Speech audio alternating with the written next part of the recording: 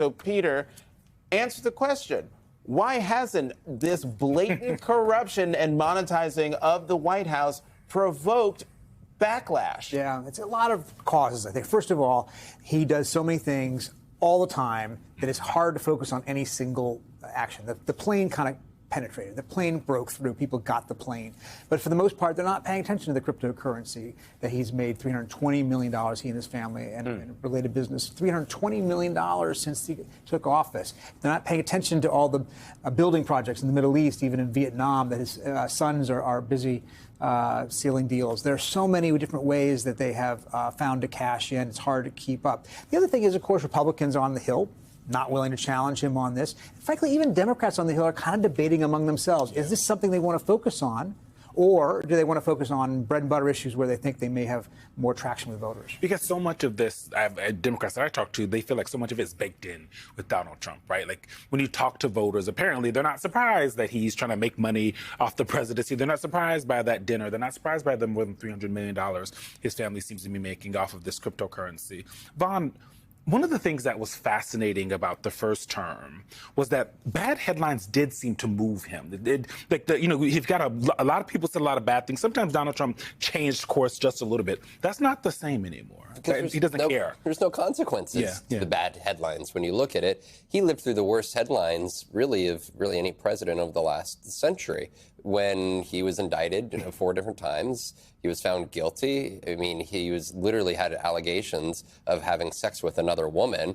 Well, for the whole country to hear, and yet there's no shame because millions of Americans voted him back into office here. And so on the same thing on the financial front, right? Back in 2017, we were having conversations about emoluments and whether the president was going to be divesting and the extent to which his sons were going to be operating, separately from him. Those conversations are so far gone now that this is just a matter of how can he capitalize here in the presidency in the immediacy. He's got 4 years to do it. And if he is able to convince the country that his policies are benefiting them and that this really is the corruption is just hearsay and really not that important, then, well, he could have a J.D. Vance or a Don Jr. go back into the White House come 2029.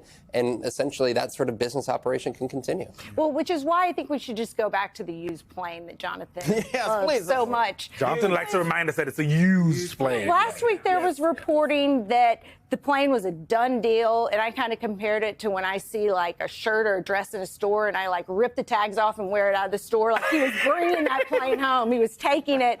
But then now there's reporting that the plane isn't a done deal. So, Peter, what are you hearing about the plane? Yeah. Gutcher understandably wants some legal assurances here, right? I think they want to follow certain rules, even if everybody else doesn't. They want assurances that when the plane basically is transferred to his presidential library, I think this is what's really behind it, they're not held responsible for that. Because, in fact, it is a gift if he has it brought not just from the Air Force that he can use for official functions, but later on in his private life after he leaves office, it becomes available to him. That's a very different thing. And Qatar seems nervous about the legalities there, and they're trying to figure out how to word them. There's a lot of irony there. A lot of irony there.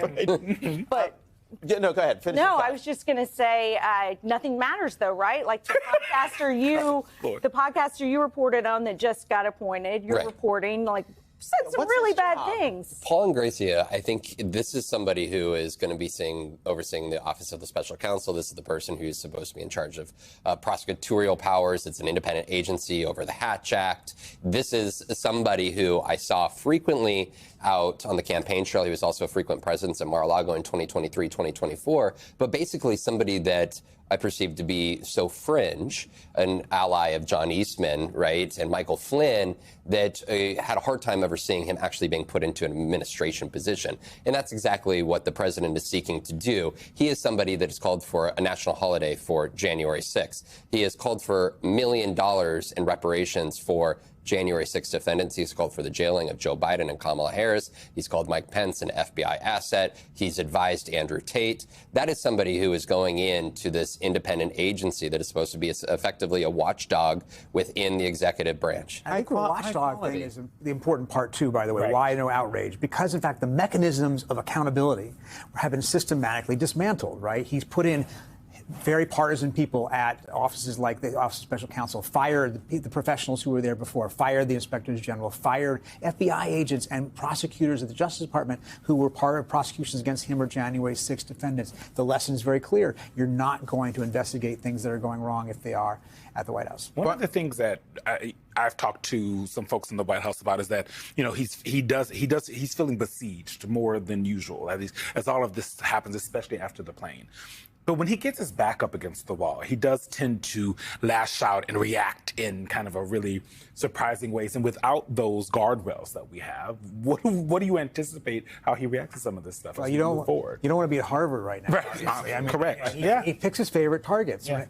Every time he is under pressure, every time the tariff thing isn't going well, right, then we stir up some other conflict. And the conflict is good for him politically, as he sees it. Harvard is a convenient target. His base doesn't love Harvard. They're happy to see him take on, the big liberal shibboleths of the elites. Exactly.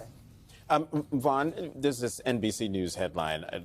Army says Trump's military parade could cause $16 million in damage to Washington streets. This got me pissed, hot, mad.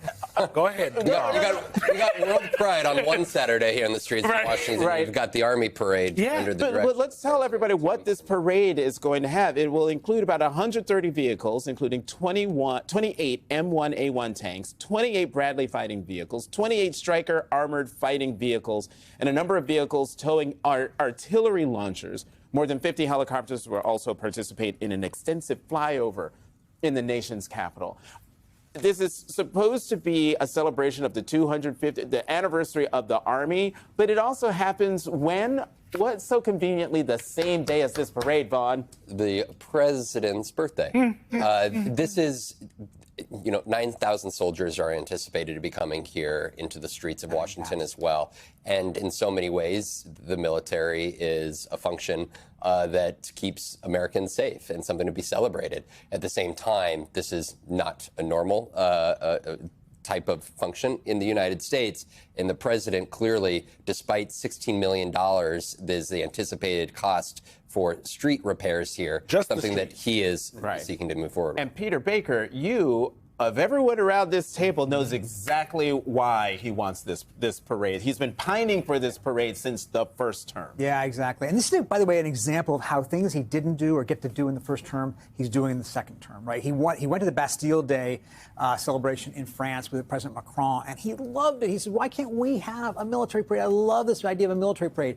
And in fact, and we reported on this in our book, there was a lot of resistance from the military. This is what we do. This is not what we do. In fact, Paul Selva, a general who was the vice chair of the Joint Chiefs of Staff, said, Mr. President, I grew up in Portugal when it was a military dictatorship. So that's what they did. We don't do that. That's what dictators do. And that managed to, he managed to keep him from doing it in the first term. In the second term, all holds are off. It's like, oh, what? What are the things that he didn't get done first term that you think are potential hot button issues? One thing that surprised me, where's Mike Flynn? Why didn't he reappoint Mike Flynn?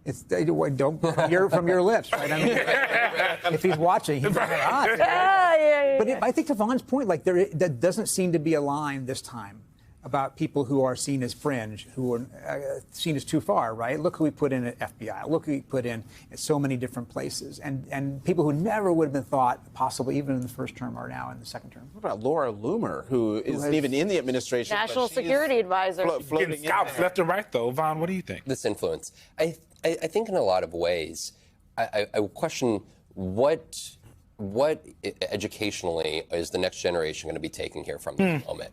Because we're watching this play out on a national stage. I'm going to bring my Arizona roots in for a moment. I watched a lot of this through Joe Arpaio back in the early 2000s. I remember it was the Christmas Light Parade out in Phoenix that happened annually. It was Joe Arpaio that would go on the streets of Phoenix in a tank, right? He ended up, for efforts to go and move forward with his own mass deportation program, he ultimately, the court found him to have engaged in racial profiling. And then when they told him to stop, he and his office didn't stop. They found him in contempt. He was guilty.